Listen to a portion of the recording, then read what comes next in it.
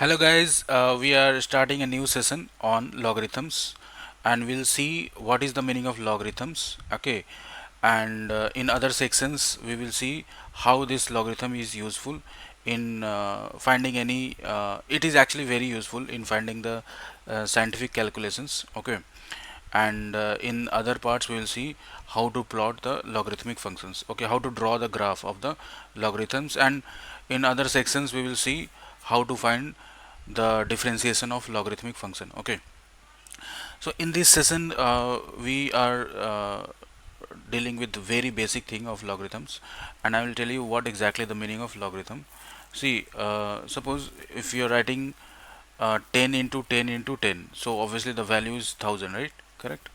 So as we know that here we can say that 10 is the factors, all these tens are the factors of 1000, right? So we can write here 10 to the power 3 is equal to 1000. Okay, so what exactly the meaning of logarithm? Logarithm is something which counts the number of factors, the repetitive factors. Like here the repetitive factor is 3, right?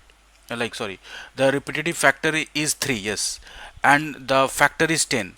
Okay, so we can write it like this. You see, log 1000, log 1000, and this 10 will be placed here, and this placing is called base. Okay, and the value will be 3. Okay, so we can write log 1000 base 10 is equal to 3. It means that uh, 10 has occurred 3 times, 10 has occurred 3 times to reach 1000. Okay, got it.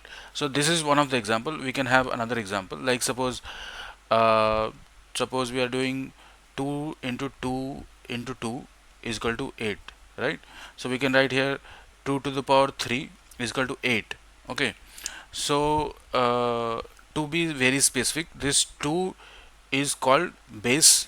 Okay, and this 3 is called exponent. Okay, from where the exponential function actually comes, the concept of exponent comes, like, or you can say the, or you can say, see, logarithm is the inverse of exponents function, right? Exponent function actually. Okay, that is also true. And this 8 is called power here. Okay, got it.